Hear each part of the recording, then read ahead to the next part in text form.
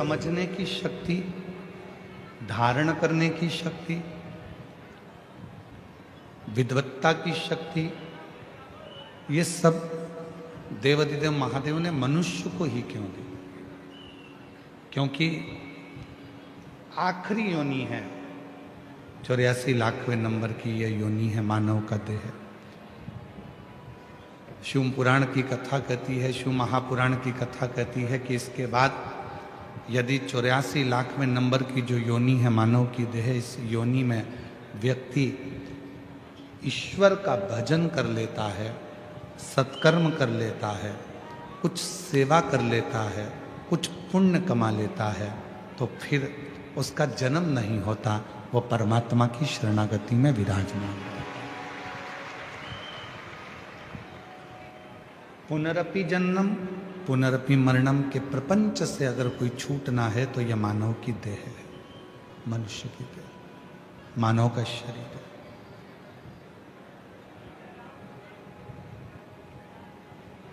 जितनी भी योनियां और मिलेंगी तो उन योनियों में आप सोचने और समझने की शक्ति नहीं होगी। केवल एक मानव की देह है जिसमें सोचने और समझने की शक्ति है। आप सोचते हो, समझते हो, इसलिए होटल वाला अपने दरवाजे पर लिखता है वेज नॉन वेज। बोलो सही है कि गलत? जम के तो बोलो। आप में सोचने समझने की शक्ति है, इसलिए होटल वाले ने लिखा वेज एंड नॉन वेज। आप सोच समझ सकते हो तो वेज खाओगे, और अगर आप में सोचने समझने की शक्ति नहीं है तो आप नॉन वेज की ओर बढ़ जाओगे। ये आपकी समझ। होटल वाले को मालूम है कि संसार में दोनों तरह के लोग हैं, वेज वाला भी है और नॉन वेज वाला, इसलिए उसने होटल पर लिख दिया वेज एंड नॉन वेज दोनों।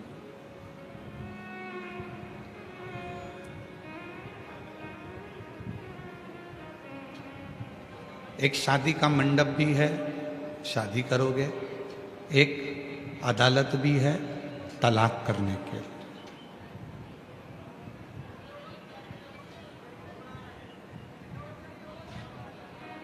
कोई व्यक्ति ने एक प्रश्न किया कि गुरुजी,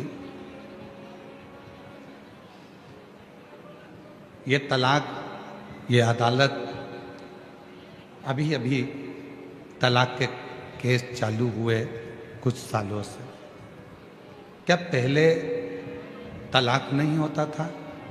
तो हम उनसे कहते हैं कि पहले तलाक की जरूरत ही नहीं पड़ती थी। पति पत्नी का आपस में इतना साझा हुआ करता था कि वो एक दूसरे के लिए मरने को तैयार हो जाते थे, पर अलग होने को तैयार नहीं थे। हमारे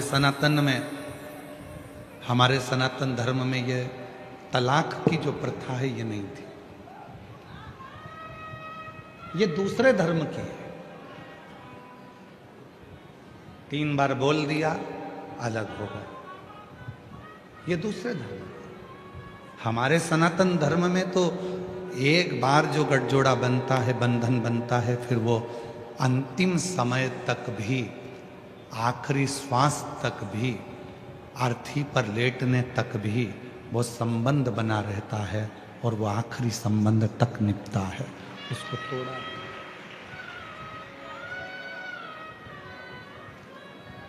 सनातन तलाक को पीछे रखता है, सनातन प्रेम को आगे रखता है, सनातन श्रद्धा को आगे रखता है, सनातन विश्वास को आगे रखता है। और आज इस व्यासपीठ से कहने में हम पीछे नहीं हटेंगे, भले किसी को बुरा लगे चाहे भला लगे। एक बात जरूर कहना चाहेंगे, दुनिया के जितने भी व्यक्ति हैं, दुनिया के जितने भी लड़के हैं, आज उनसे एक बात कहना चाहूंगा। दुनिया के जितने लड़के हैं उनसे एक निवेदन करना चाहूंगा, अगर तुम्हारी किस्मत में कोई शंकर जी की पूजन करने वाली, कोई शंकर जी का व्रत करने वाली कोई लड़की तुम्हारी किस्मत में अगर मिल जाए तो समझ लेना तुम्हारे जैसा कोई किस्मत वाला नहीं होगा, तुम काल के जाल से भी निकाल कर ला सकते।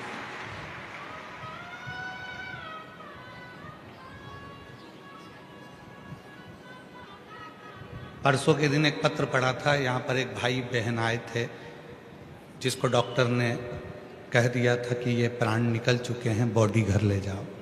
आप लोग उनका देखे भी थे, परसों के दिन की घटना। उस भाई ने कितना सुंदर बात कही।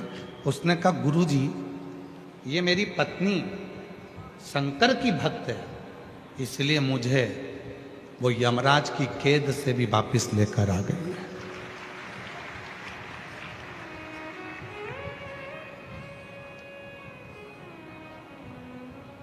तुम्हारी पत्नी अगर शंकर जी के मंदिर में जा रही है, एक लोटा जल चढ़ा रही है, सोमवार का व्रत कर रही है, प्रदोष का व्रत कर रही है, 16 सोमवार व्रत कर रही है, पशुपति व्रत कर रही है, सोमवार की अष्टमी का व्रत कर रही है, तुम खुश होना कि भगवान ने तुमको ऐसी धर्म पत्नी दी है जो तुम्हारे सिर पर काल भी अगर आ रहा होगा तो उसके व्रत करने से तुम्हारे काल को भी टाल देगी।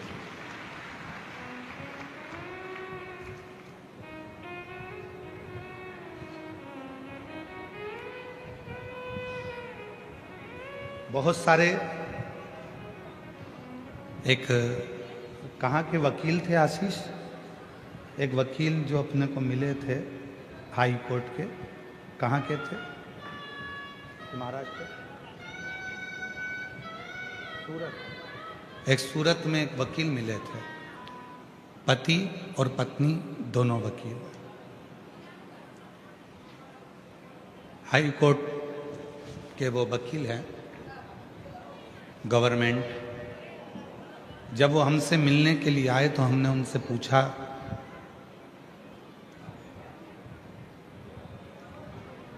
कि आपके पास में इतने सारे तलाक के केस आते हैं, आप गवर्नमेंट के वकील हैं, उसमें कितने लड़कियां ऐसी हैं जो शिव की आराधना करती हैं और उनको तलाक लेना पड़ रहा है? वह हाई कोर्ट का वकील सूरत के कहते हैं, मैं पूछता हूं क्योंकि मैं खुद शंकर का भक्त हूं, तो मैं लड़के से भी पूछता हूं क्या तुम शिव की पूजन करते हो? और ये बात हमने सूरत की कथा में भी कही है, अगर हो तो वो वकील का फोटो भी आपको मिलेगा उसमें। लड़की से भी पूछते हैं, वो वकील कहते हैं हमने लड़की से भी पूछा कि आप शिव की पूजन करते हो? तो कहा, गुरुजी जो लड़की शिव को एक लोटा जल चढ़ाती होगी, जो बेटी जो बेटा शंकर से लगाव रखता होगा, उसका जिंदगी में कभी तलाक नहीं हो सकता, क्योंकि वो शिव से इतना प्रेम करते हैं और शिव प्रेम परोसते हैं।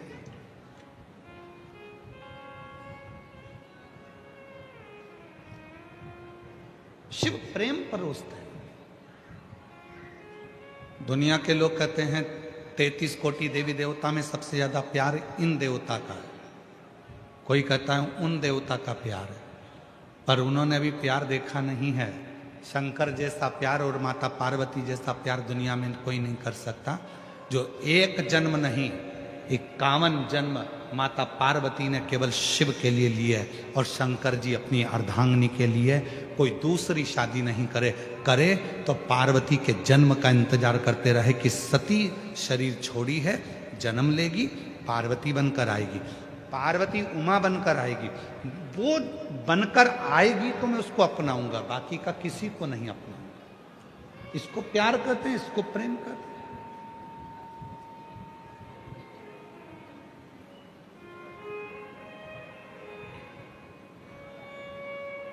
और नहीं तो आज का जमाना है, एक शादी इतना प्रेम भाव से शादी करी, तलाक हो गया, मालूम पड़ा थोड़े दिन बाद दूसरे से ब्याह हो गया। काय का प्रेम था, काय का स्नेह था?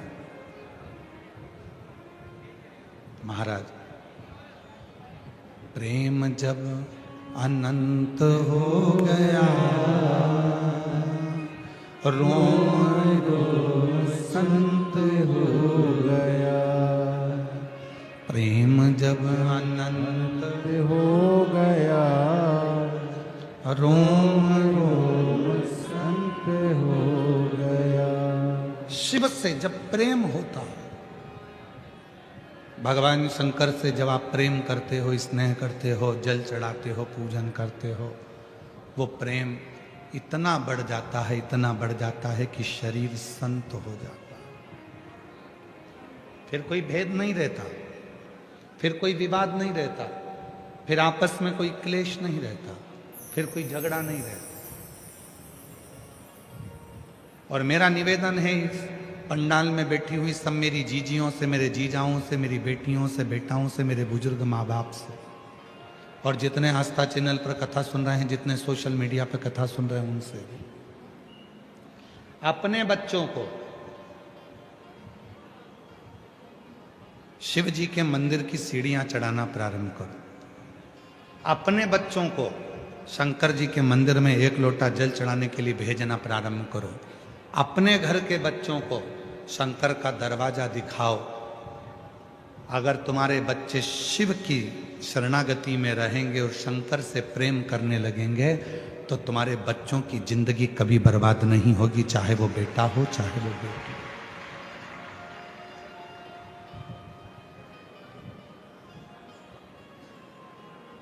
शिव विश्वास देते हैं।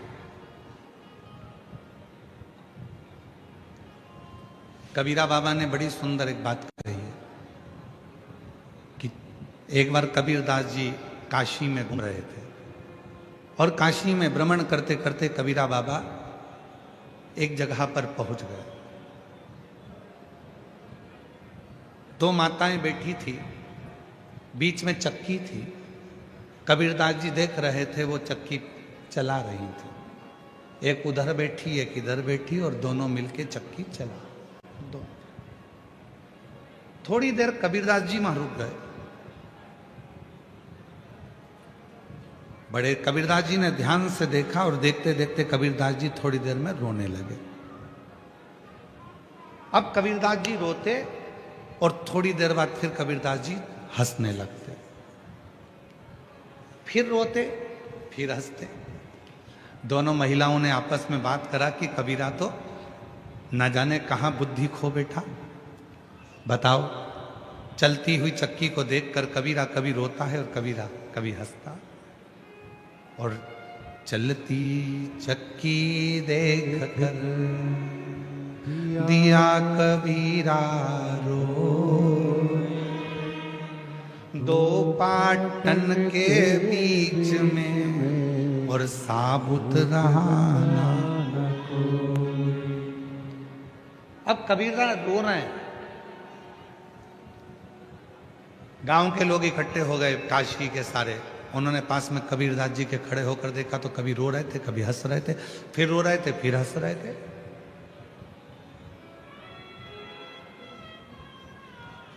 अरे कबीरा, कबीरा को हिलाया।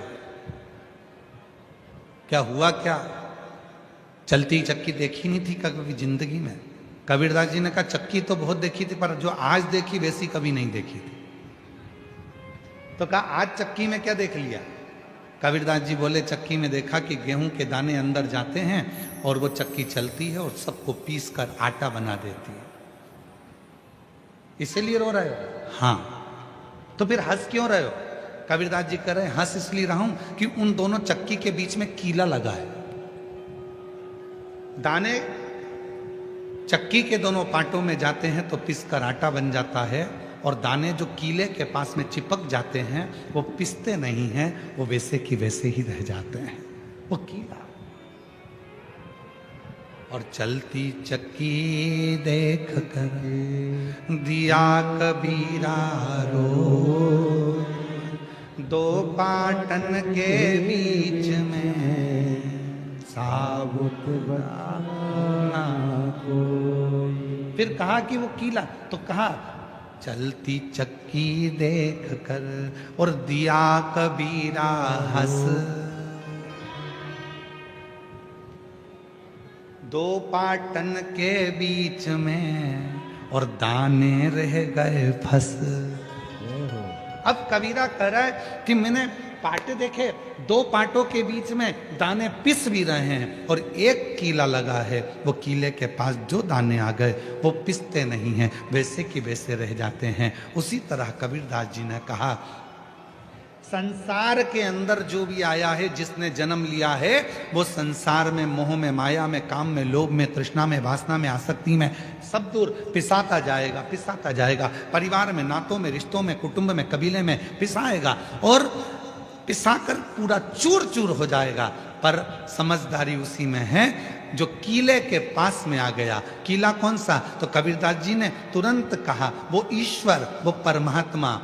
और मेरे शंकर भगवान की शरणागति में, शिव की शरणागति उस कीले की तरह। एक शिवलिंग का दर्शन करेंगे तो एक गोल पिंडी के रूप में है, और जो उसके दाने जब कीले के पास जाते हैं तो पिसाते नहीं हैं। जो परमात्मा की शरणागति में आ गया फिर वो संसार में कभी पिसाता नहीं है, वो बच जाता है, बच गया।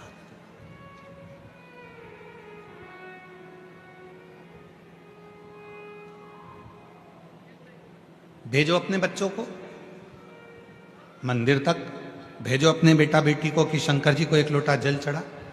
बेटियां कहेंगी मम्मी टाइम नहीं मिलता ऑफिस से, मम्मी पढ़ाई से, मम्मी इस काम से। पापा बेटे कहेंगे पापा टाइम नहीं है, मम्मी टाइम नहीं है। बेटा समझाओ, ठीक है, कुछ थोड़ा समय निकालो, थोड़ा।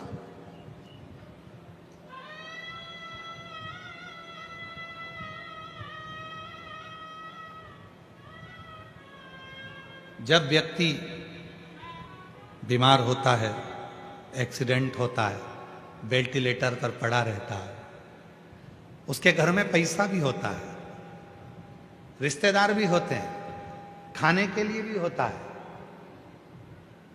पैसे लगाने वाले अटैची भर के पैसे रखते हैं, डॉक्टर से कहते हैं तुम्हें जितना पैसा लगाना लगाओ, पर मेरे व्यक्ति को जिंदा कर दो, मेरे व्यक्ति को अच्छा कर दो। उसको जो लगे, मैं कर्जा कर लूंगी, कर्जा ले दूंगी, मैं अपनी रकम बेच दूंगी, मैं अपनी जायदाद बेच दूंगी, पर इसको अच्छा कर दो डॉक्टर साहब, इसको अच्छा कर दो। मकान गिरवे रख दिया, जमीन गिरवे रख दी, गहने गिरवे रख दिए, बच्चे दिन रात काम करते रहे उस व्यक्ति को ठीक करने के लिए।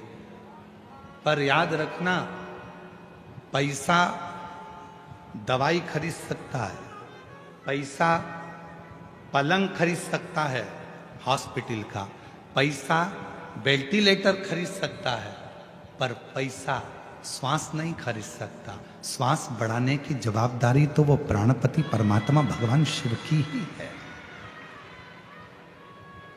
धड़कने, श्वास कितनी देना है, कितनी प्रदान करना है, उसकी जवाबदारी उसकी है। पलंग खरीद लो, अच्छा हॉस्पिटल खरीद लो, अच्छे डॉक्टर खरीद लो, मुंबई से डॉक्टर बुलवा लो, तुम्हारी मर्जी पड़े तो सूरत से बुलवा लो, तुम्हारी मर्जी पड़े दिल्ली से बुलवा लो, विदेश से बुलवा लो, वो सब आएंगे, दवाई देंगे, खर्चा करेंगे, सब कुछ होगा। पर सब कुछ करने के बाद भी डॉक्टर कहेंगे कि उसके हाथ में कुछ है, हम मेहनत तो कर रहे हैं पर रिस्पॉन्स इतना मिल नहीं रहा। हम मेहनत कर रहे हैं, आपने हॉस्पिटल भी अच्छा चुना है, डॉक्टर भी अच्छे चुने, दवाई भी अच्छी चुनी, महंगे से महंगा काम करा, पर रिस्पांस नहीं मिल रहा। क्यों नहीं मिल रहा? क्योंकि उसने पैसा तो कमाया पर कभी पुण्य नहीं कमाया। यदि कभी पुण्य कमाया होता तो हॉस्पिटल में वो पुण्य काम आ जाता। थोड़ा सा आप कलेक्टर बनो, आप एसपी बनो, आप आईजी बनो, डीआईजी बनो, टीआई बनो, तुम्हारी मर्जी पड़े, मंत्री संतरी कलंतरी, जो तुम्हें बनना है सब कुछ बनो, मना नहीं है। पर परमात्मा से निवेदन करना, मुझे सब कुछ बनाना, पर उससे पहले तेरे चरणों का दास बनाना, क्योंकि अंत समय में कोई नहीं आएगा, तब तुझे आना पड़ेगा। और अंत समय प्रभु आना पड़ेगा, और वचन दिया तो निभाना पड़ेगा। आए ना आए प्रभु कुटुंब कबीरा, अंत समय प्रभु आना पड़ेगा। वचन दिया तो निभाना पड़ेगा, अंत समय प्रभु आना जाएगा। अंत समय में वेंटिलेटर के बाहर डॉक्टर कह देंगे आईसीयू में इतनी बजे से इतनी बजे तक मिलना, चलो बाहर जाओ, इतनी बजे आना, कमरे में कोई नहीं जाएगा, सब बाहर हो जाओ, रिश्तेदार बाहर, सब बाहर। याद रखना उस वेंटिलेटर पर जब तुम्हारी अंतिम सांसें चल रही होगी कोई पास नहीं आएगा, कोई नहीं। कौन आने? अभी हम यहां से आते हैं ना, इधर से, ये इधर से पुल के पार से, तो पुल चालू होता है, वहीं पर शमशान है, वहीं शमशान।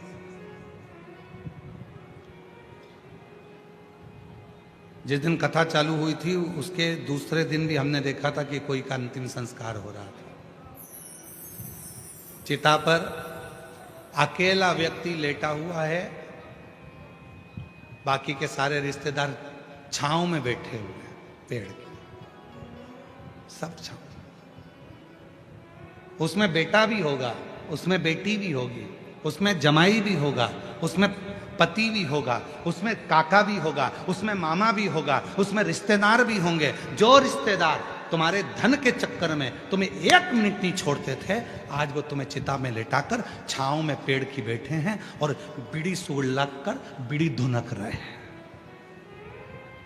कुछ बेटे बेटे तंबाकू मल रहे थे और मुर्दा जल रहा था, चिता पे लेटा था और वो तंबाकू खा रहे थे। कुछ बैठ के गप्पे लगा रहे थे, मुर्दा, इसमें कोई मामा था, इसमें कोई काका था, इसमें कोई चाचा था, इसमें कोई भाई था, इसमें कोई पापा था, इसमें कोई काका था, इसमें कोई जमाई था, इसमें कोई बेटा था। जितने बैठे थे उसमें सब रिश्तेदार थे, पर अकेला चिता पर जल रहा था।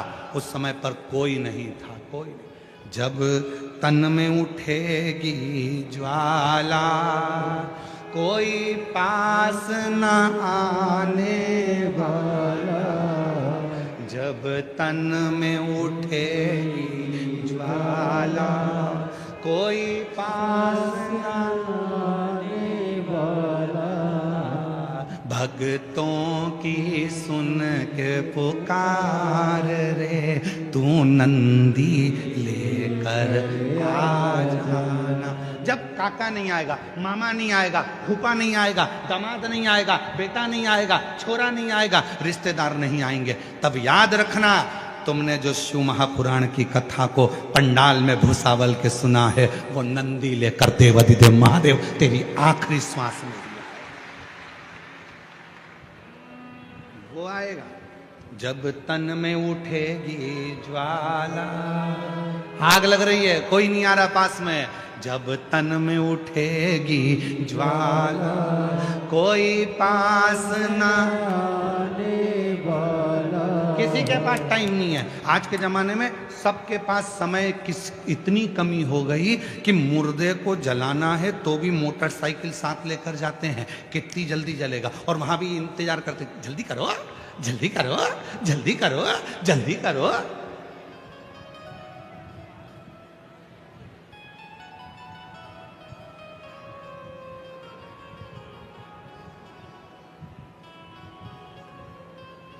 सब धरा का धरा पे, धरा की धरा रह गए। कौन है?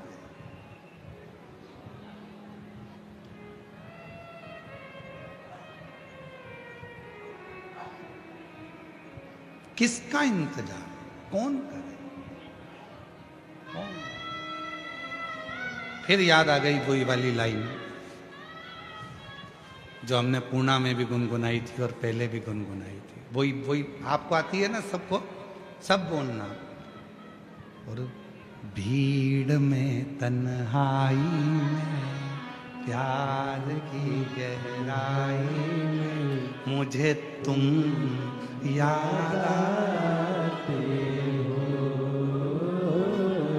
मुझे तुम याद आते हो।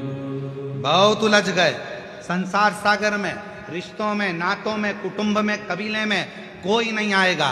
तब भीड़ में तन्हाई में प्यार की गहराई में मुझे तुम याद आते हो, मुझे तुम याद आते हो। कब याद आएगा परमात्मा? कब याद आएगा तुम्हारा एक लोटा जल? कब याद आएगी तुम्हें शिव महापुराण की कथा? जब तुम्हें उलझन आती है तब शिव याद आता है, जब तुम्हें तकलीफ आती है तब शिव याद आता है, जब तुम बहुत तकलीफ में अड़ जाते हो तब पड़ोसन से जाकर पूछते हैं क्यों, वो सियोर वाले महाराज ने वो बताया था, वो कैसे करना चाहिए। तब तुम्हें याद आएगा कि शिव पुराण में मैंने ये सुना है, शंकर की कथा में मैंने ये स्मरण किया है, शिव की कथा में मैंने ये सुना है। मुझे तुम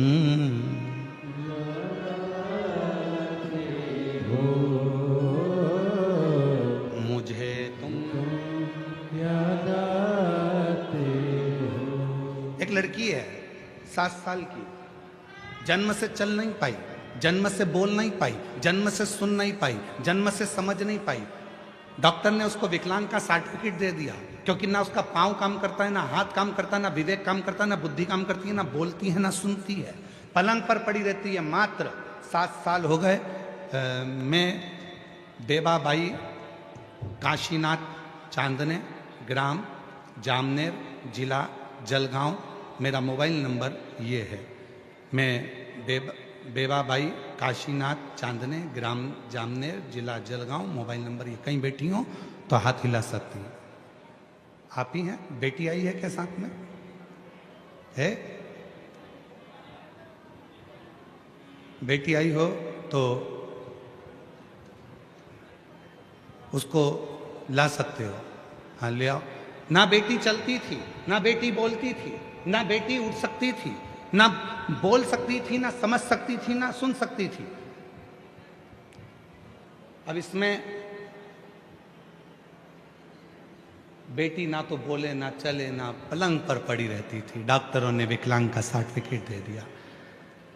एक बार किसी को पानी चढ़ाते हुए देखा तो पूछ लिया क्यों तुम रोज मंदिर जाती जाती दिखती हो, क्या बात है? तो कहा टीवी पर वो सियोर वाला महाराज आता है, प्रदीप मिश्रा, कथा कहता है, दिल से सुनो, उसको सुनकर तुम भी मंदिर जाओ।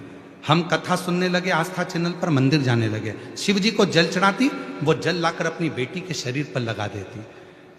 बेटी के शरीर पर लगाते लगाते, क्योंकि आस तो पूरी खत्म हो गई थी, क्योंकि डॉक्टर ने विकलांग का सर्टिफिकेट दे दिया था, आस पूरी खत्म हो गई थी, पर रोज जाती, हिम्मत नहीं छोड़ी, क्योंकि आप कहते हो कि अगर उस बाप पर भरोसा है शिव पर तो वो ठीक कर कर ही रहेगा। जल लाती, बेटी के शरीर को लगाती। आज मैं बाबा को धन्यवाद देने के लिए आई हूँ। आज मेरी बेटी चलने भी लगी, बोलने भी लगी और बाबा की कृपा से सुनने भी लगी। मैं बाबा को धन्यवाद देने के लिए। मुझे तुम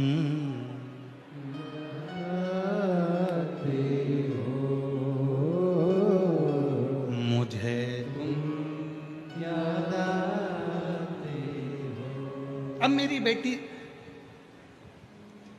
गुरुजी अब पत्र देखिए, अब वहां बोलने लग गई, चलने भी लग गई और सुनने भी लग गई। गुरुजी मेरी बेटी को भुसावल के कथा पंडाल में लेकर आई हूं। बाबा पर मुझे पूरा भरोसा था, मेरे बाबा ने ठीक किया। शिव ऐसा ही है, तुम्हारा भरोसा कितना है? निवेदन करूं आप सबसे, कहीं दूसरी कथा में जाना तो केवल कथा को सुनने के लिए जाना, पर शिव महापुराण को अगर तुम्हें मालूम पड़ जाए कि कुबेरेश्वर धाम से चलकर ये कुबेरेश्वर बाबा यहाँ पहुँचे हैं, कुबेर भंडारी ये शिव महापुराण के रूप में यहाँ पहुँची है, तो तुम कथा सुनने के लिए मत जाना, अपने बाप से बात करने के लिए जाना, उससे थोड़ा बोलने के लिए जाना। वो तुम्हारे दुखड़े को समाप्त करे, वो तुम्हारे दुखड़े,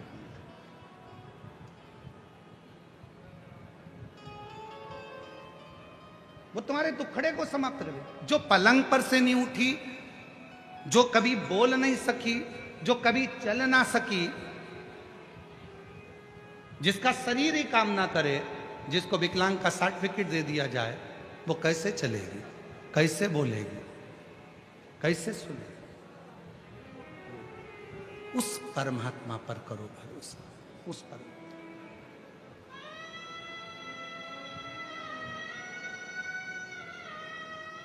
मैंने तेरे ही भरोसे बाबा, तेरे ही भरोसे हवा बिच उड़ती जाई, बाबा डोर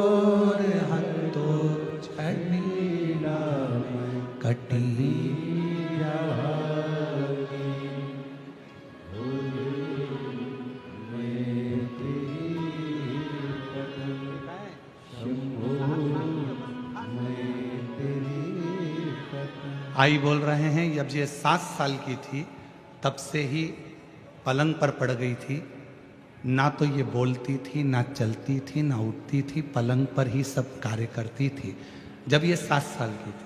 और आज बाबा की कृपा से खुद चलकर आई है, ये शिव की कृपा। शंभू,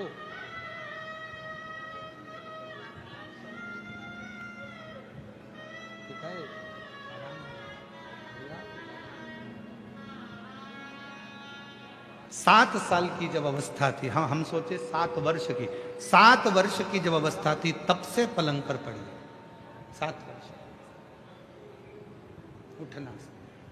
और आज कितनी खुशी होगी जब भले अवस्था बढ़ गई पर चलना फिरना चालू हो गया, बोलना प्रारंभ हो गया। दुनिया की कितनी बड़ी खुशी उसको प्राप्त हुई होगी, जरा विचार करिए, विचार। एक बहन ने तो ढोल भेजी है मेरे को, ढोल।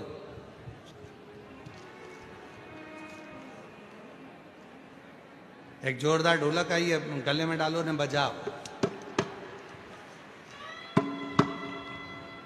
तो ढोलक भेजने का कारण क्या है मालूम है आपको?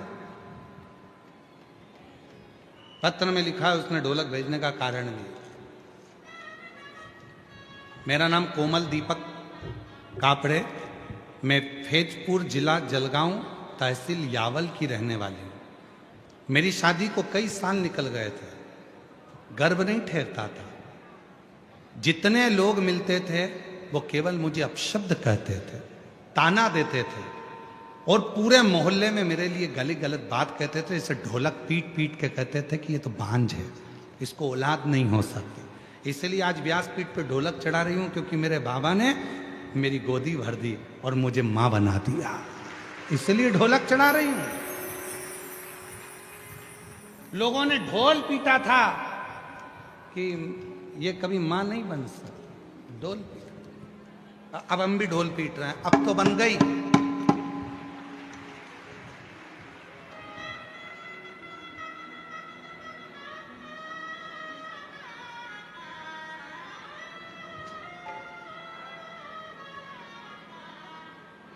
अब तो मां बन गए ना। अब तो शिव कृपा, कहीं बैठी हो तो अपने बच्चे को ला सकते। और मुझे तुम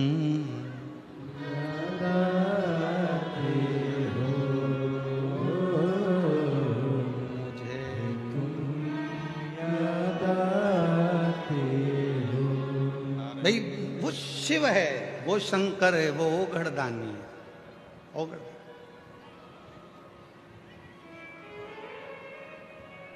आज किन्नर समाज के भी कुछ लोग आए हुए हैं ना। आ जाओ, ढोलक हम तुमको ही दे देते हैं। आओ आओ, आ जाओ आ जाओ आ जाओ आ जाओ।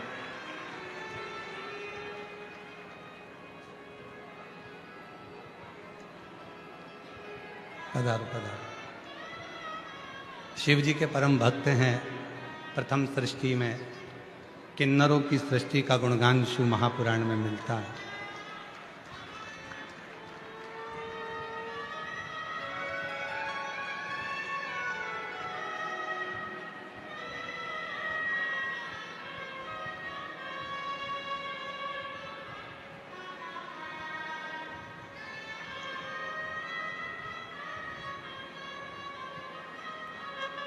जो जैसी भावना लाया वो वैसा ही फल पाया, नहीं खाली उसे लौटाया, वो मन ही मन हर्षा, और कर दिया माला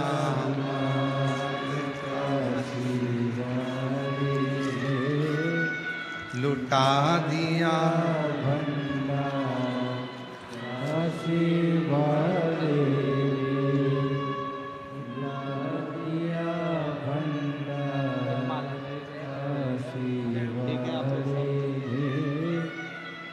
दिया माला काशी वाले, कर दिया माला काशी वाले,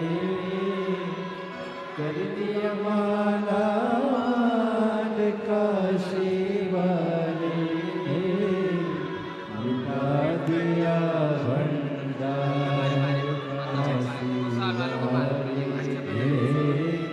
कह दिया माला जोरदार ताली बजाएं। काशी वाले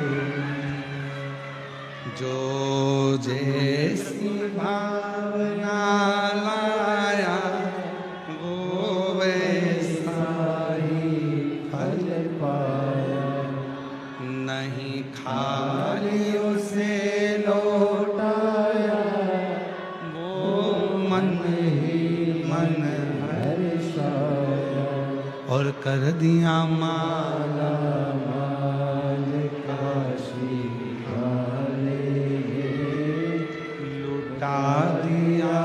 भंडार काशी वाले अपने बच्चों को शिव मंदिर तक भेजने का प्रयास, शिवालय तक भेजो। जब घर के बच्चे शिव मंदिर तक जाएंगे, शिवालय तक जाएंगे, शिवालय तक पहुंचेंगे, तो याद रखना वो बच्चे फिर कभी जिंदगी में किसी दूसरे के आगे उनको हाथ फैलाने की जरूरत नहीं पड़ेगी। शिवालय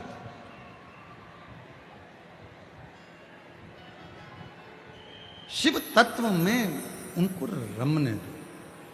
शिव तत्व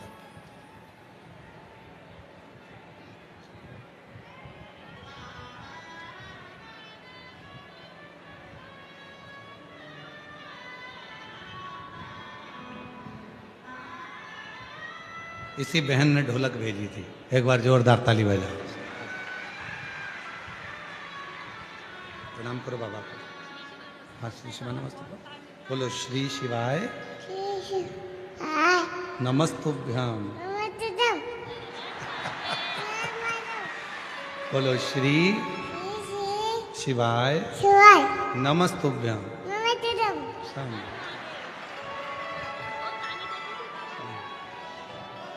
जी जी कह रही है, इतना ताना देते थे गुरुजी, लोग अपशब्द कहने में पीछे नहीं हटते थे। खूब ढोल पीट पीट के कहते थे कि ये तो बांझ रहेगी, इसके घर औलाद नहीं होगी। शिव जी पे ऐसा भरोसा करा, एक कथा में पहुंच गई पंडाल में। 7 दिन की कथा सुनी, रोज वहां की मिट्टी को अपने गर्भ पर लगाती, घर जाकर सफेद आंकड़े की जड़ का प्रयोग किया और बाबा की कृपा से बच्चे का जन्म हुआ। एक बार जोरदार ताली बजाकर साधु का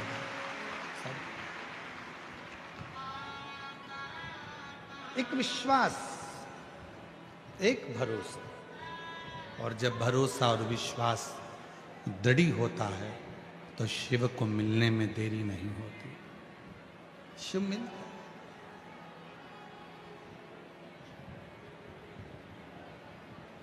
कितना दूर दूर से आप लोग यहाँ आए हो,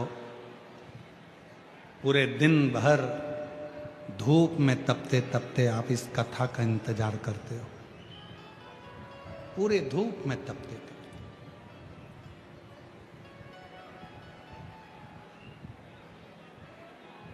इस मन को परमात्मा तक लगाने का प्रयास करते हो कि कैसे भी शिव हमारे मन की बात को सुन, श्रवण कर, धारण कर।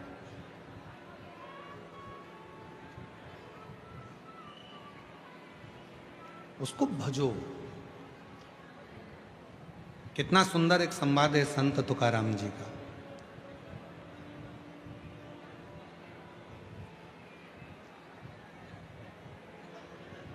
और आप लोगों तो भुसावल नगर के हो।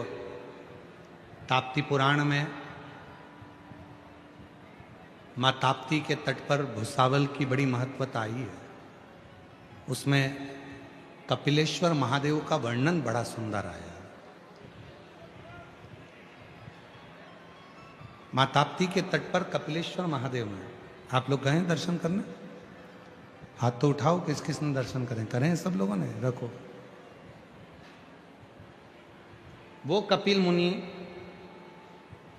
जो भगवान शंकर के परम उपासक हैं,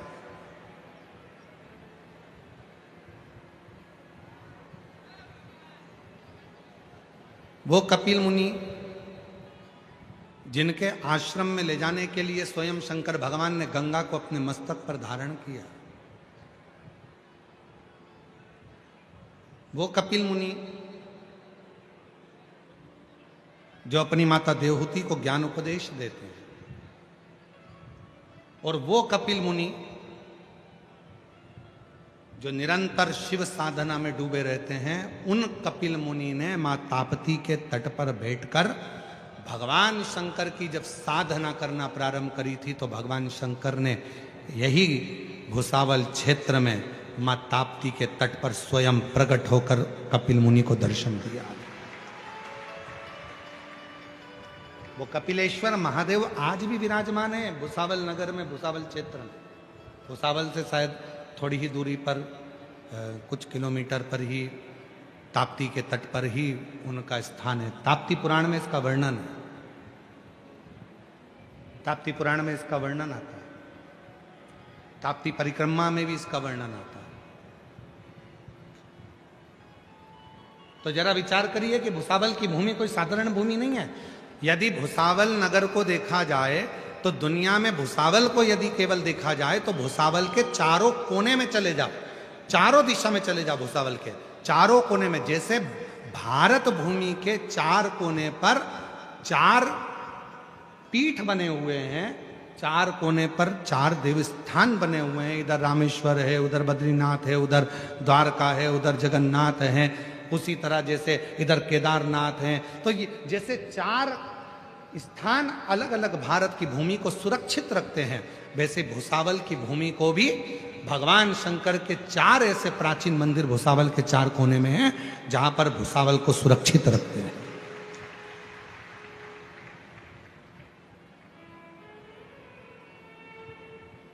स्वयं शिव प्रकट है।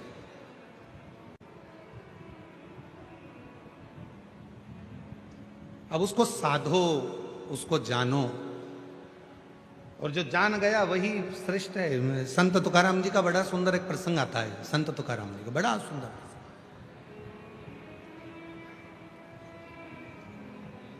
संत श्री तुकाराम जी बैठे हुए थे अपने कीर्तन आनंद में, और भगवान देवादिदेव महादेव मां पार्वती के साथ में, जगत जननी जगदम्बा के साथ, मां आद्य शक्ति पार्वती के साथ में भगवान देवादिदेव महादेव विराजमान।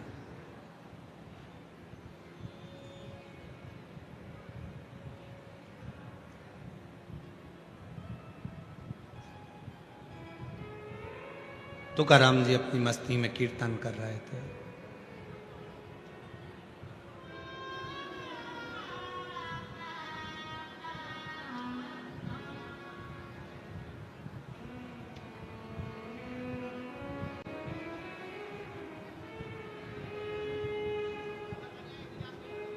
बाबा देवादिदेव महादेव, भगवान शिव, ओगड़दानी, त्रिकालदर्शी, कैलाशी, अविनाशी,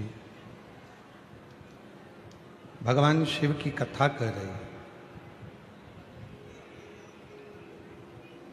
मां पार्वती जी संत तुकाराम जी के अभंग में, कीर्तन में डूब गए। सुध नहीं है मां को,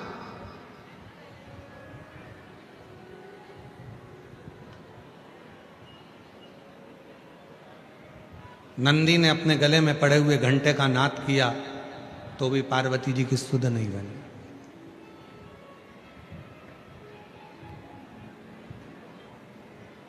स्वयं भोले बाबा ने देखा कि भगवान श्री गणेश जी महाराज पुकार रहे हैं, कार्तिकेय जी पुकार रहे हैं, तो भी पार्वती को सुध नहीं। थोड़ा ध्यान देना, भारत की भूमि के संत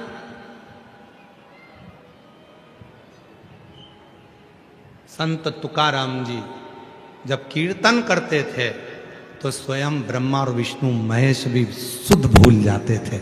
ऐसा कीर्तन करते,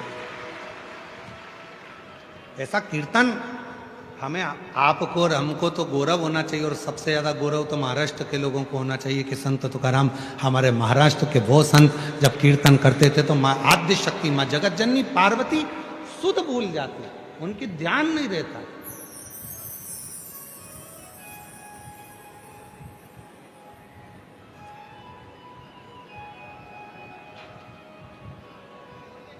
पंढरपुर में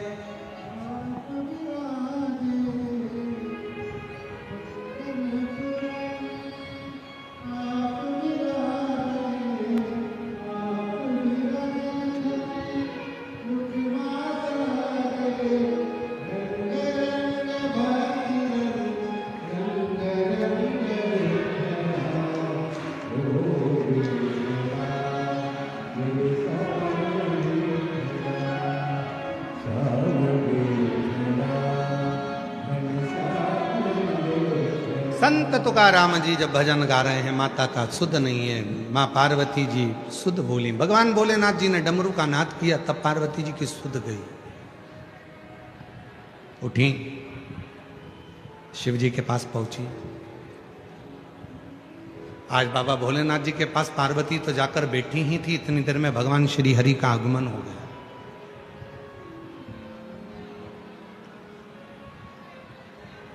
और भगवान श्री हरि का आगमन हुआ, नारायण आए। शिव जी ने भेंट करी भगवान नारायण से। पार्वती जी के चेहरे पर एक अलग से चमक थी। कहते हैं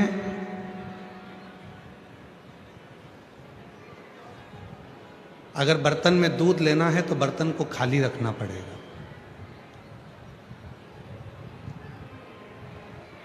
तुम्हारी जो पानी की बोतल है उसमें अगर पानी भरना है तो पहले बोतल का पानी खाली करना पड़ेगा, तब तो दूसरा पानी भराएगा।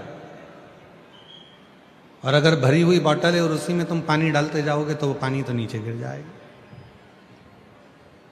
पात्र खाली होगा तो उसमें कुछ भर सकते हो। शिव महापुराण भी यही कहती है।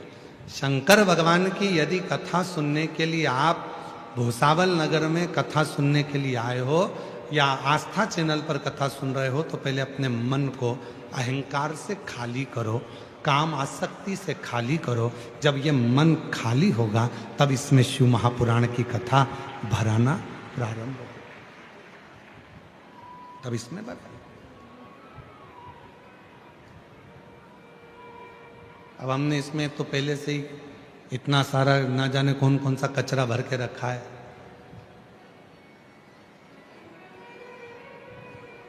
अच्छा, कितना आश्चर्य होता है ना, आप लोग भंडारे में जाते हो भोजन करने के लिए तो पूरी प्लेट एकदम साफ होना चाहिए।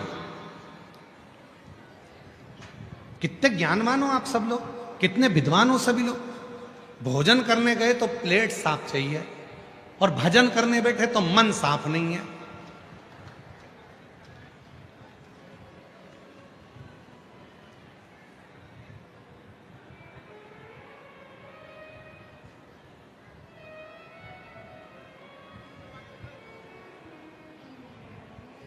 आप लोगों में से कितने लोग हैं जिनको कच्ची रोटी अच्छी लगती है? किसी को कच्ची रोटी अच्छी लगती है क्या? नहीं। कच्चा सीरा, कच्ची पूरण पोली जम के तो बोलो नहीं। जब तुम्हें कच्ची रोटी पसंद नहीं है, जब तुम्हें कच्चा सीरा पसंद नहीं है, जब तुम्हें कच्ची पूरण पोली पसंद नहीं है, तुम्हें कच्चा बड़ा पाव पसंद नहीं है, तो भगवान को भी कच्चा भगत पसंद नहीं है। उसको पक्का चाहिए, एकदम मजबूत पक्का। ये मेरा है, पका हुआ है। सब त्याग कर व्यर्थ की बातों में रहो। परिवार में, कुटुंब में, नातों में, रिश्तों में सबके साथ रहो, पर मन उस ईश्वर में लगाकर अपना कार्य पूर्ण करो। रखो।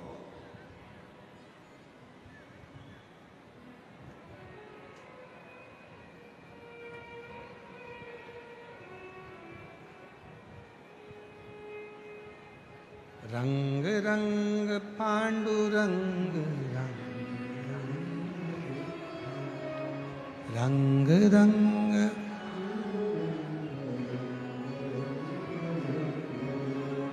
भगवान की भक्ति करने के लिए शिव महापुराण की कथा कहती है, पात्र को खाली रखो, मन को साफ रखो। जब मन साफ होगा तो भगवान की अविरल भक्ति अपने आप आपके हृदय में प्रवेश करती चली।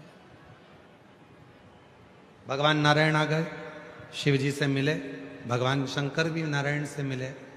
तब पार्वती माता के चेहरे पर बड़ी सुंदर प्रसन्नता थी और एकदम चेहरा पार्वती जी का उज्जवल हो रहा था।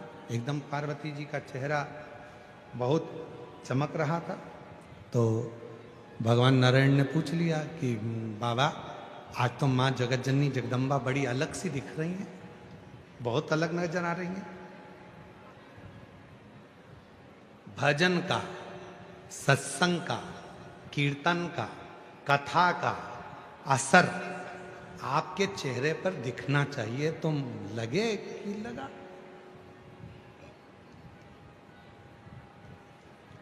शिव महापुराण की कथा सुनकर जब यहां से जाओ और तुम्हारी बहुएं या तुम्हारे घर के लोग तुम्हें देखकर कहें आज अम्मा कुछ बदली बदली दिख रही है, तो समझो कि कथा का असर हुआ। नहीं तो मालूम पड़े यहां से जाते से चाय बना दे, मम्मी दूध खत्म हो गया, ओ राम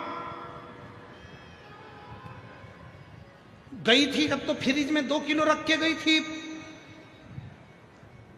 कौन तू पी गई? अब बताओ कथा का क्या असर हुआ?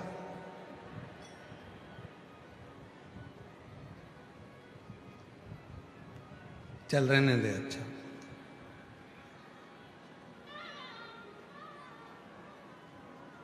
असर भी तो दिखे कथा का। एक रात का समय था, एक पुलिस वाला चौराहे पर ड्यूटी कर रहे थे, 2-4 पुलिस वाले खड़े थे। अब उसमें एक रात को एक व्यक्ति बैग लेकर आया। अब वो बैग लेकर आया तो बैग लेकर जा रहा था, पुलिस वालों को लगा कि चोर है, उनको लगा कि चोर है। उन्होंने रोका, रुक, बैग में क्या है?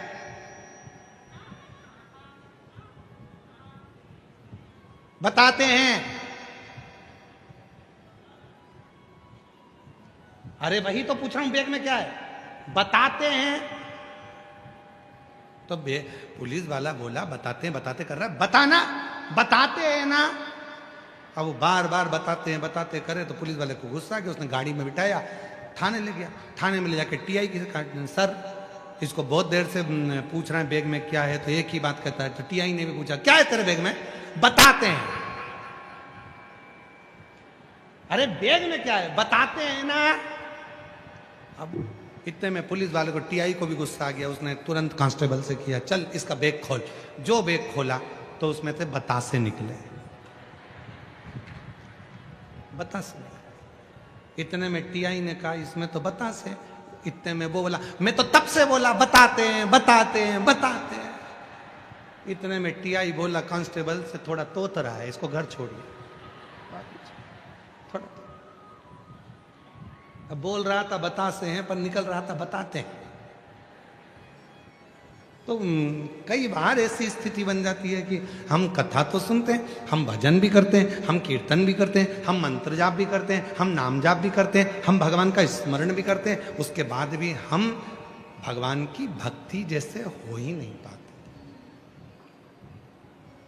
हम वो भक्ति जैसे रम ही नहीं पाते। हम अपने स्वभाव को वैसा बना ही नहीं पाते।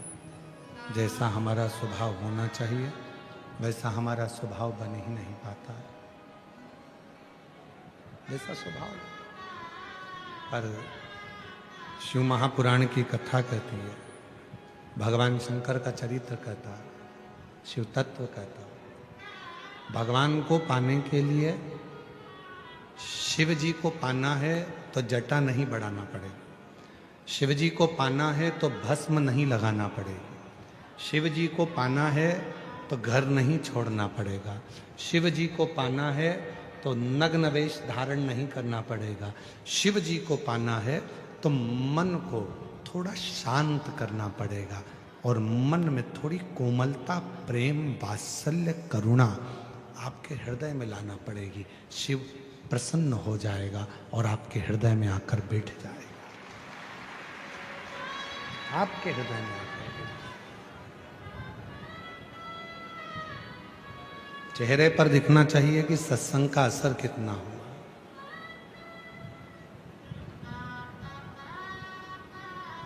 चेहरे।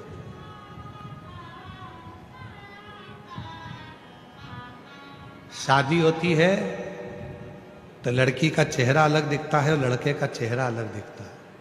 उसी तरह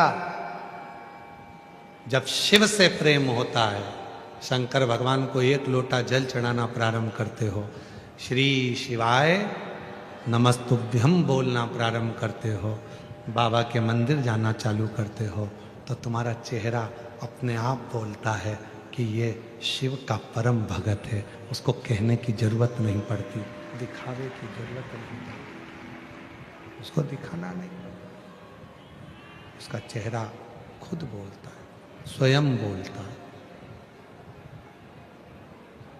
दिखाना नहीं पड़ेगा, स्वयं चेहरा बोलेगा। स्वयं क्रीम की चमक 15 दिन, 20 दिन, 1 महीना, 15 दिन, 1-2 महीना, 6 महीना रहती है। परशु महापुराण की कथा की चमक, अच्छे कर्म की चमक मरते दम तक रहती है, पूरी जिंदगी रहती है। तो चमक समाप्त नहीं होती। आप जितना जितना भजन करेंगे, कीर्तन करेंगे, मंत्र जाप करेंगे, नाम जाप करेंगे, स्मरण करेंगे, कीर्तन में डूबेंगे, स्वयं भगवान नारायण करें पार्वती जी को देख करके, पार्वती का चेहरा आज तो माँ जगत जननी जगदम्बा अम्बा माँ आद्य शक्ति का चेहरा कुछ और बोल रहा है। भगवान शंकर ने कहा पृथ्वी पर कोई संत तुकाराम जी हैं, वो कीर्तन कर रहे थे और उनके कीर्तन में पार्वती जी डूब गई।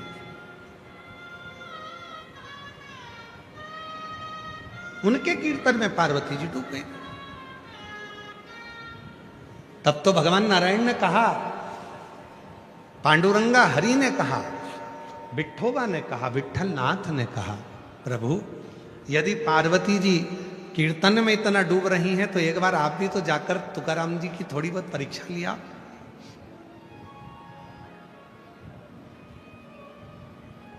जाओ जरा परीक्षा लेने के लिए। भगवान देवाधिदेव महादेव परीक्षा लेने के लिए चले, पहुंचे, साधु का वेश,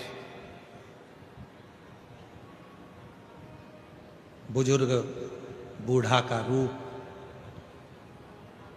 संत तुकाराम जी को पास के गांव में कीर्तन करने जाना था। ना कोई मृदंग बजाने वाला है, ना कोई मंजीरा बजाने वाला है। अकेले संत तुकाराम जी सबको निमंत्रण दिए, मृदंग वाले तुम भी आना, मंजीरा वाले तुम भी आना। और संत तुकाराम जी जैसे ही बैठे, ना मृदंग वाला आया ना मंजीरा वाला आया, क्योंकि शिव को परीक्षा लेना था। तब तुकाराम जी ने हाथ जोड़कर विठ्ठल पांडुरंगा से कहा, ना तो वो मंजीरा वाला आता है, ना वो मृदंग वाला आता है, कीर्तन होना है। तेरा कीर्तन तुकाराम कभी नहीं गाया है, तेरे कीर्तन को तूने ही गाया है। तो आज मृदंग भी तू ही बजाएगा, मंजीरा भी तू ही बजाएगा और कीर्तन भी तू ही गाएगा।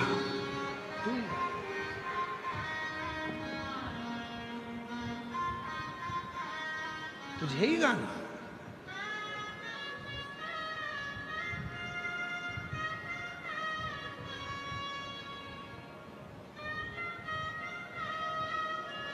महाराज जब ये मन की, वो कहते हैं ना, मन की तिजोरी में जब राम नाम श्याम नाम कीर्तन के मंत्र रूपी हीरे देहाची तिजोरी भक्ति चाँच ठेवा, उघड़दार देवा आता उघड़दार देवा।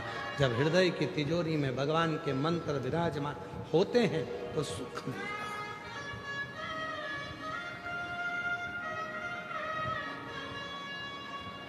देहाची तिजोरी भक्ति चाँच ठेवा, उघड़दार देवा आता उघड़दार देवा, उघड़दार देवा आता उघड़दार देवा।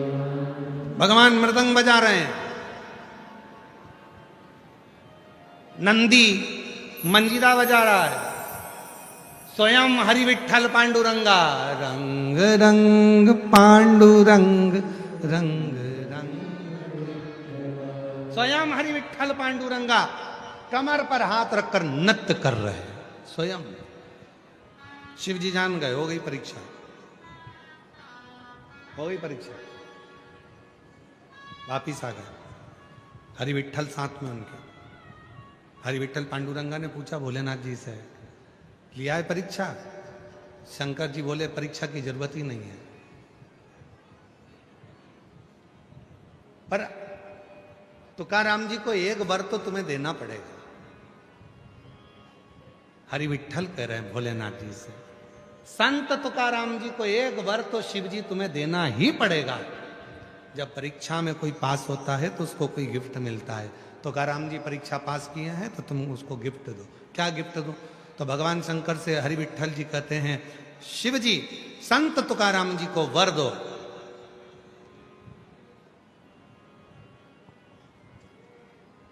कि संत तुकाराम जी जिन अभंग को गाए, संत तुकाराम जी जो पद गाएं, जो कीर्तन गाएं, वो बेलपत्र की तरह एकदम हल्के कोमल श्री नारायण हरि पांडुरंगा विठ्ठल के मस्तक पर सजते चले जाए, सजते चले।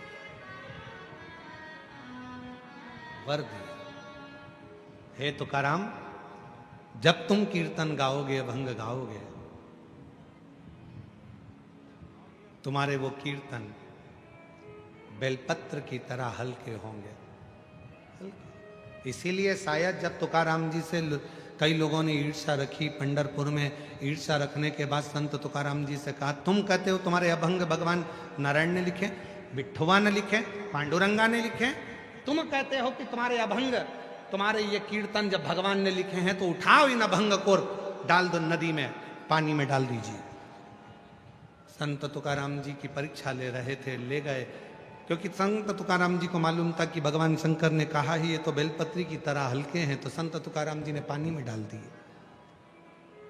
चले गए, एक कक्ष में जाकर तुकाराम जी बैठ गए, बैठकर हरि विठ्ठल विठ्ठल विठ्ठल विठ्ठल जपने लगे। सारे नगर वालों को लगा कि सारे के सारे अभंग पानी में गल गए होंगे, सारे के सारे कीर्तन पानी में गल गए होंगे, और मालूम पड़ा 8 दिन निकल गए और 8 दिन बाद वही कीर्तन, वही अभंग पानी में से सूखे तैरते हुए बाहर आते हैं और संत तुकाराम जी के पास पहुंच जाते हैं, क्योंकि वो बेलपत्र की तरह सूखे थे। याद रखना, शिव, आपको कल भी कथा में कहा था, परसों भी कथा में कहा था, भगवान शंकर सबसे पहले यदि आपको देते हैं तो सहनशीलता देते हैं। एक होता है वहम और एक होता है अहम, 2 शब्द हैं, और शिव कथा कहती है दोनों में मत रहो, ना वहम में रहो ना अहम में रहो। काहे को फालतू के वहम में पड़े हुए कि ऐसा हो जाएगा, वैसा हो जाएगा, यूं हो जाएगा। कई लोगों को वहम रहता है, दिन भर वहम में पड़े रहते हैं। लड़के को मैंने माँ पुणे पढ़ने भेजा है, कहीं कुछ हो गया तो वहम में पड़ गई। बेटी को पढ़ने के लिए मैं हैदराबाद भेज रही, कुछ हो गया तो वहम में पड़ गई। किसी ने हाथ देख कर कह दिया 4 एक्सीडेंट होंगे। अब तो घर में भी चल रही है तो संभल के चल रही है, और बाथरूम में फिसल गई, पहले ही हो गया। ले बहम में क्यों फंसना, सीधे सीधे चलो। हम तो बाबा के भरोसे चल ना, हम में ना। एक पत्र है, अच्छा है, देखिए।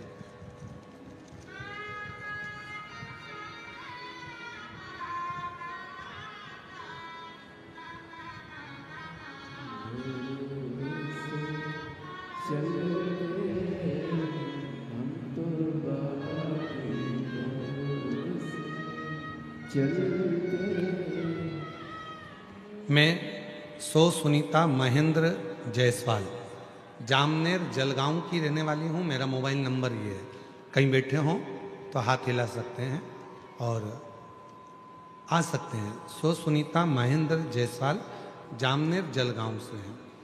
गुरुदेव, शिव महापुराण, पार्थिव शिवलिंग, प्रदोष व्रत और बाबा के रुद्राक्ष का वर्णन करना चाहती हूँ। मेरे पति की तबीयत 22 जनवरी को अचानक से खराब हो गई, पेट में दर्द हुआ, जलगांव के अस्पताल में उनको लेकर गए।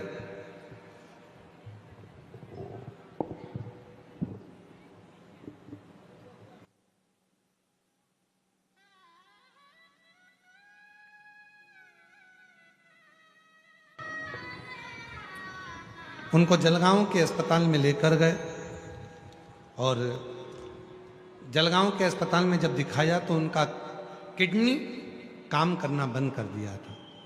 किडनी ने काम करना बंद करा और उनका डायलिसिस चालू हो गया।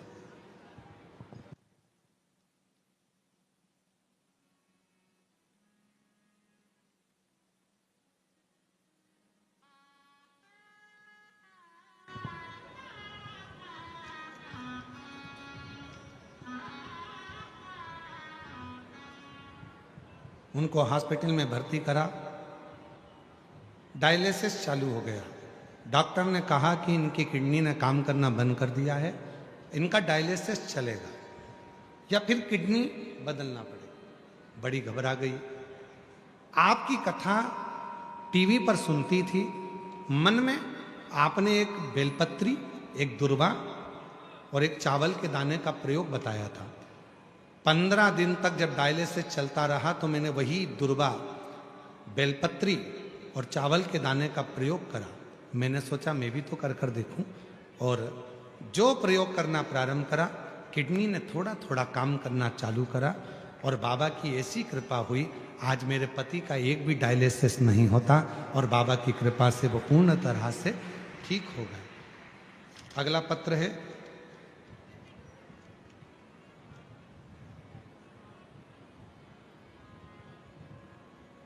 मैं निकिता प्रशांत भारवे, मेरा मोबाइल नंबर ये है। मैं जूना सतारा बेणी माता नगर भुसावल की रहने वाली हूँ। एक लोटे जल का क्या गुणगान करूँ गुरुदेव। एक लोटा जल मतलब सारी समस्या का हल। मेरे पति की कोरोना काल में नौकरी छूट गई थी।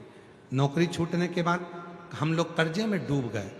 हम दोनों रोज शिव जी के मंदिर जाना चालू कर दिए। मंदिर में झाड़ू लगाते, पोछा लगाते। लोग अपशब्द कहते, लोग कहते कर्जे में इतना डूब गया, दुनिया का पैसा खाकर बैठ गया, अब क्या शिव जी तेरा कर्जा चुकाएंगे। फिर भी हम लोग कुछ नहीं बोलते। हम लोग आपके मुख से सुने थे कि कथा के पंडाल में बैठकर जो मांगो वो मिलता है। हम 2023 में अक्टूबर के महीने में नागपुर में आपकी 5 दिन की कथा हुई और नागपुर में 5 दिन की कथा हुई थी। वो कथा में मेरे पति ने और मेरे 2 साल के बच्चे ने पूरे 5 दिन की कथा सुनी। हमने बड़नगरी, फाटा, जलगांव, 40 गांव में जो कथा हुई वो भी श्रवण करी। बाबा की मिट्टी शरीर पर लगाते, थोड़ी सी मिट्टी उठाकर घर पर लाते, उसको पटक देते कथा की मिट्टी। आज बाबा की ऐसी कृपा हो गई गुरुदेव, मेरे पति का खुद का ऑनलाइन का काम चालू हो गया और मैंने कभी जिंदगी में नहीं सोचा था कि मेरी सरकारी नौकरी बाबा लगा देगा। आज मेरी महिला बाल विकास विभाग में बाबा की कृपा से नौकरी भी लग गई, मेरे पति का भी काम चालू हो गया, सारा कर्जा चुक गया। बाबा की कृपा से मकान, गाड़ी, बंगला सब बाबा ने कर दिया। ये शिव की कृपा है, हम कर्जे से मुक्त हो गए।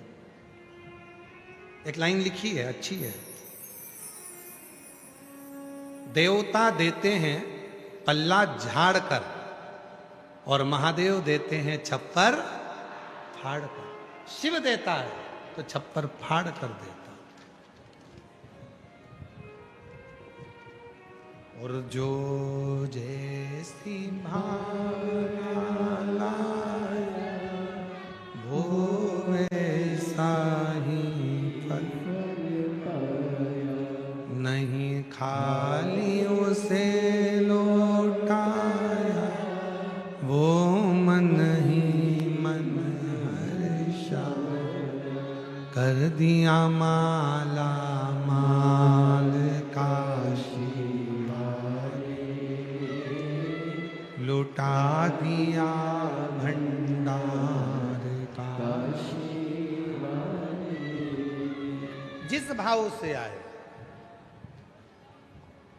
जो विचार लेकर आए, जो सोच कर आए, दिल से अगर बाबा से कहते हो, दिल से अगर बाबा से प्रार्थना करते हो, दिल से अगर निवेदन करते हो, दिल से बाबा को अपने मन का भाव करते हो, तो बाबा उसको स्वीकार जरूर करता है। बाबा उसको स्वीकार जरूर करेगा। आप हृदय से, दिल से बाबा को अपने मन का जब भाव कहो, श्री शिवाय नमस्तुभ्यम जब कहते हो, बाबा से अपने मन का भाव कहते हो, तो बाबा उसे सुनता है, स्वीकार करता है।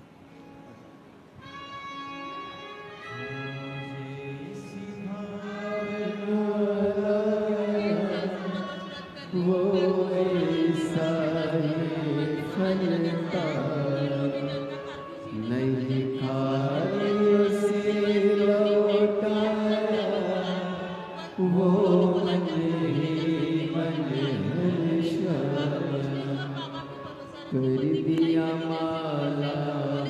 बाबा दीदी बोल रही है उनका किडनी, लीवर, पेनक्रिया सब डैमेज हो गया है। डॉक्टर ने कह दिया था कि घर ले जा, जितने दिन सेवा कर सकती हो उतने दिन कर ले।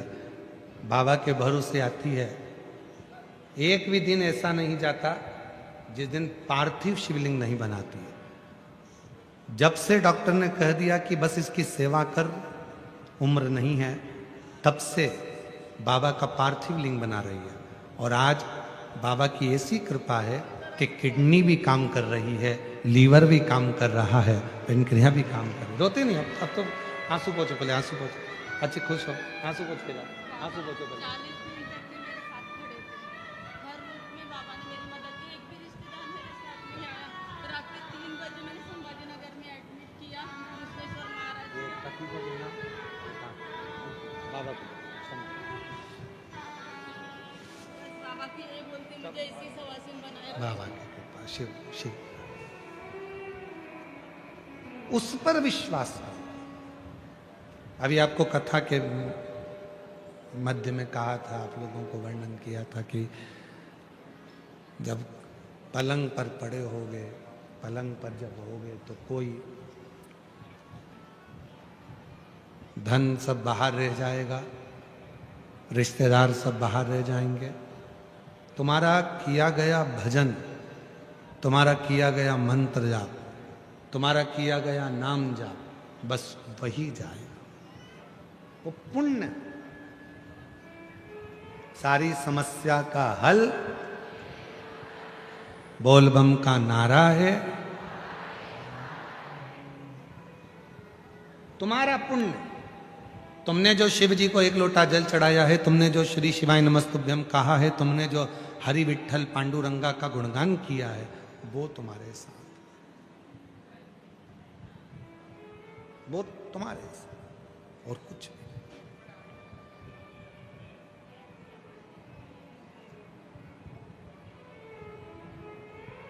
महाराज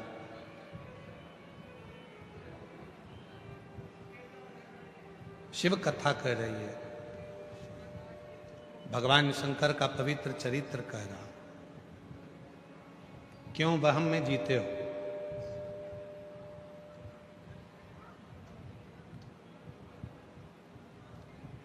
चंद्रदेव का अभिमान चंद्रमा को नीचे गिरा दिया।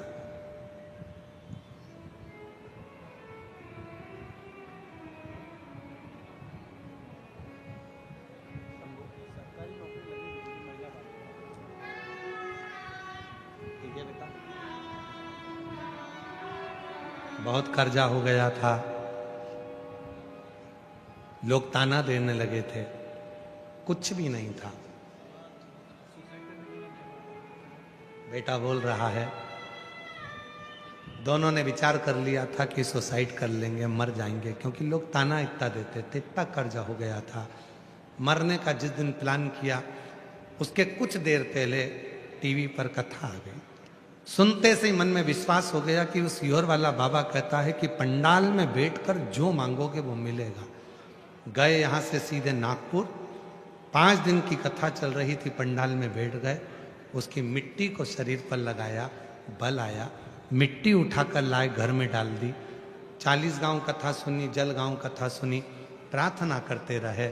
आज बाबा की कृपा से पूरा कर्जा चुक गया, खुद की काम चालू कर दिया, बेटी की स्वयं की सरकारी नौकरी लग गई और शिव कृपा और बाबा की कृपा से संतान में भी वृद्धि हो गई। बेटा था, एक बेटी भी बाबा ने दे दी है। जोरदार ताली बजाए शिव शंकर। आओ घड़ी। दुनिया के लोगों को लगता है केवल शिव पुराण की कथा है, पर ना ना ना, आप आए हो, दिल से प्रार्थना करो, विनय करो, उसको बोलो, उसको हृदय से कहो। 300-400 किलोमीटर की दूरी भी हो तो एक दिन निकालकर बाबा कुबेरेश्वर महादेव की इस पवित्र भुसावल की कथा में, और हम तो जयपुर वालों से भी कहेंगे, आपके जयपुर में जब कथा हो 20 से 26 मार्च, आसपास के जितने क्षेत्रवासी हैं दिल से बाबा से प्रार्थना करने पंडाल में पहुंचो। 1 बजे से 4 बजे तक उस कथा का रस तत्व ग्रहण करो। देख देख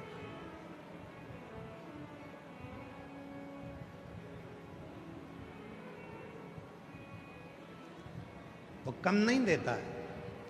देवता देते हैं पल्ला झाड़ कर और महादेव देता है छप्पर फाड़ कर। कोई जल्दी बनता है, कोई लेट बनता है। शिव को जल चढ़ाने वाला एक दिन सेठ जरूर बनता है। सेठ जरूर। थोड़ा समय लग सकता है, थोड़ा समय लग सकता है। दुनिया ताना देगी, दुनिया गाली देगी, दुनिया का काम है अपशब्द कहना, दुनिया का काम है आपके विल पावर को कमजोर करना, दुनिया का काम है आपको उन्नति की सीढ़ी पर चढ़ते हुए देखकर आपका पांव खींचकर नीचे करना। एक हाथ में 5 उंगली हैं, एक उंगली मेरा महादेव पकड़ा है, और ये बाकी की जो 4 उंगलियां हैं ये सब नीचे खींचने वाले पकड़े हुए हैं कि नीचे खींचना। लोगों को अपनी गलती नहीं दिखती, दूसरे में बहुत गलती दिखती है। एक पति ने अपनी पत्नी से कहा, सुन, आज शाम को मेरा दोस्त भोजन करने आएगा, खाना खाने आएगा। पत्नी ने कहा, अच्छा हाँ, ये जो घड़ी रखी है ना इसको छुपा दे, वो जूते रखे हैं ना उसको छुपा दे, वो गुलदस्ता रखा है उसको छुपा दे, वो सामने जो कपड़ा टंगा है ना टी शर्ट उसको छुपा दे। पत्नी ने कहा, तुम्हारा दोस्त चोर है क्या जो तुम कह रहे हो जूते छुपा दे, घड़ी छुपा दे, गुलदस्ता छुपा दे, टी शर्ट छुपा दे, पेंट छुपा दे, तुम्हारा दोस्त चोर है क्या? पति बोला, नहीं, वो अपने सामान को पहचानता है। चोर दूसरा नहीं है, चोर खुद है। हम जब दूसरे में गलतियां देखते हैं तो गलती हमारे अंदर इतनी भरी होती है कि हमें उसकी अच्छाई नजर नहीं आती। हम दूसरे को जब अपशब्द कहते हैं तो हमारे भीतर इतना अपशब्द भरा होता है कि हम दूसरे को अपशब्द कहते हैं। चोर कोई दूसरा नहीं, अपन खुद है।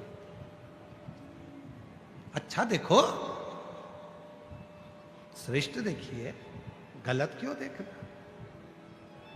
उसको याद करते रहो, मुझे तुम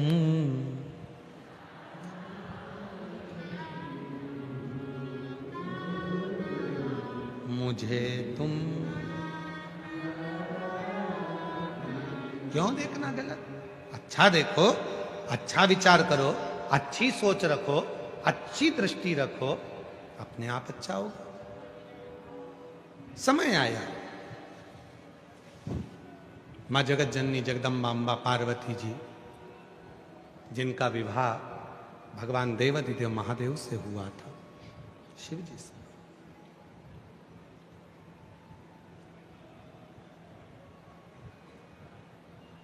कैलाश लेकर चले गए भगवान शंकर। पार्वती जी कैलाश पर पहुंची, उनका मन नहीं लग रहा था। शिव जी ने पूछा, पार्वती तेरा चित्त नहीं लगता कैलाश पर? नहीं। क्यों नहीं लगता? कहा, मैं हिमालय राज की बेटी हूं, मैं हिमालय राज की बेटी हूं, और ये कैलाश पर्वत भी हिमालय है। कितनी तमन्ना होती है किसी लड़की की कि वो अपने ससुराल जाएगी। मैं तो मायके की मायके में ही हूं। हिमालय राज की बेटी कैलाश पे आके बैठ गई, मतलब कैलाश भी हिमालय में तो है, तो ये तो मेरा ही मायका हुआ। फिर तो तुम मेरे पिताजी के घर जमाई हुए। शिव जी बोले कैसी बात करती है पार्वती तू?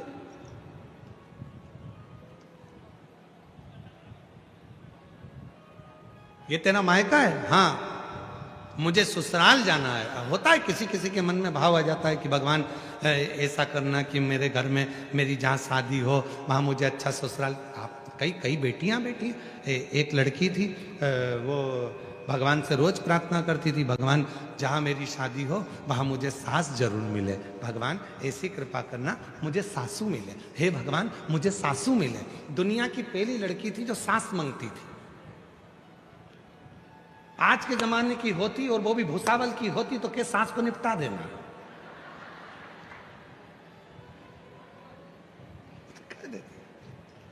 भगवान ऐसे घर में शादी करना जहां सासू ना हो।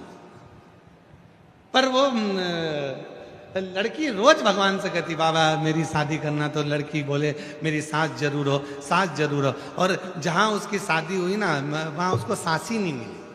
इतनी रोई, घर जाके इतनी रोई, मेरी तो सास नहीं है, मेरी तो सास नहीं है। बड़ी दुखी हो गई, दुखी हो गई। तो एक दिन उसके मन में आया कुछ भी हो, मैं सास भले मेरी नहीं है परंतु मैं एक नई सास ले आऊंगी। और जितना घर में लोहे का सामान था, तगाड़ी, फावड़ा, गेती, कुर्सी लोहे की सारी ले गई लोहार की दुकान पे, सबको गलवा के लोहे की सास बनवा लाई। उसको साड़ी पहना के सिर पे पल्लू वल्लू डाल के और उसको बिठा दिया कुर्सी पे। सास से पूछती माँ सब्जी काहे की बनाऊं?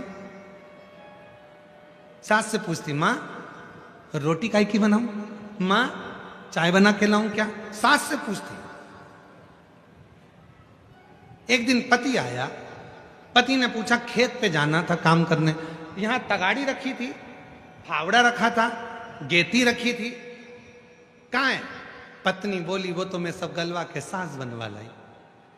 पति को आया गुस्सा, मूर्ख, पागल, अकल नहीं है तेरे में? तेरे बाप ने ये सिखाया है? अरे मेरी मां मर गई थी तो दूसरी बनाने की जरूरत क्या थी? उठाई लोहे की सास को और बाहर फेंक दिया पति ने, और इसको भी धक्के मारकर निकाल दिया, निकल यहां से। बेचारी रोती रोती कहां जाए। सास को उठाया गोदी में, चढ़ गई पेड़ के ऊपर। सोचा कल पति का गुस्सा कम हो जाएगा जब सास को लेकर वापस घर में चली जाऊंगी, रात को कहां जाऊं। ऊपर चढ़ गई, ऊपर चढ़ी सास को लेके। रात को आ गए चोर। जिस पेड़ के ऊपर वो चढ़ के बैठी थी उसी पेड़ के नीचे चोर बैठ गए। चोरों ने अपना चोरी का सामान वहीं पर नीचे खोला, हिस्सा कर रहे थे, बांट रहे थे, और बांट रहे थे नीचे बैठ के। इसको आ रही थी ऊपर नींद, और नींद के झोंके में जो गोदी में रखी थी सास वो गिर गई नीचे।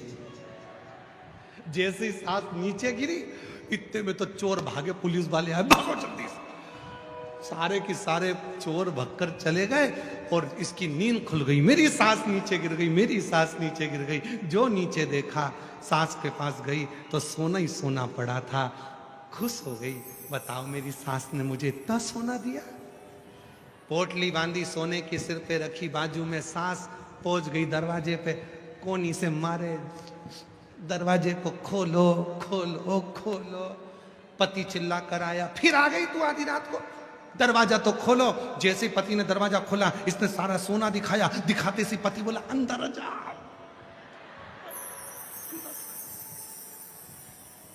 अंदर अब तो गाड़ी बंगला सारा एक नंबर का हो गया। अब इसका तो गाड़ी बंगला बन गया, पर जो सामने रहती थी उसकी नींद उड़ गई। उसने एक दिन इसको चाय पर बुलाया और पूछा क्यों री, रात की रात में तेरे पास इतना माल कहां से आ गया? तो इतने में वो तो सीधी सादी थी, उसने कह दिया सब मेरी सास की देन है। सास? हाँ, तो उसको तो मरे 40 साल हो गए, वो कहाँ से देखो। मेरी सास मर गई थी, सास नहीं थी, भगवान से रोज कहती थी मेरी सास मिले, सास नहीं मिली। तो मेरे घर में जितना लोहे का सामान था सब गला के मैंने लोहे की सास बना ली, कुर्सी पे रख लिया, उससे पूछती थी क्या लाऊं, क्या बनाऊं, क्या करूं, सब पूछती। एक दिन मेरे पति ने मेरी सास को बाहर फेंक दिया, मुझे भी घर से निकाल दिया, मैं पेड़ पे चढ़ गई। रात को सांस नीचे गिरी, सोना ही सोना मिला। सामने वाली ने विचार करा मेरी तो जिंदा बेटी कभी अंगूठी नहीं दी, और इसकी तो मरी हुई इतना दे रही है। इसने भी अपने पति से कहा सुनो, सारे घर का सामान लोहे का गलवाऊंगी, सास बनवाऊंगी। पति बोले मेरी अम्मा जिंदा तो बेटी, काय को बनवा रही है। पत्नी बोली फालतू की बात करना मती, जब मैंने बोल दिया बनवाऊंगी तो बनवाऊंगी, ठीक है। सुनो, आधी रात को तुम सास को बाहर फेंक देना और मुझे भी धक्का देके निकाल देना। इतने में पति बोला मैं अपनी मां को नहीं फेंक सकता। इतने में पत्नी बोली तुम्हारी मां को तुम्हारे पास रखना, मैं जो सास बनवाऊंगी उसको फेंकना। पति ने कहा ठीक है।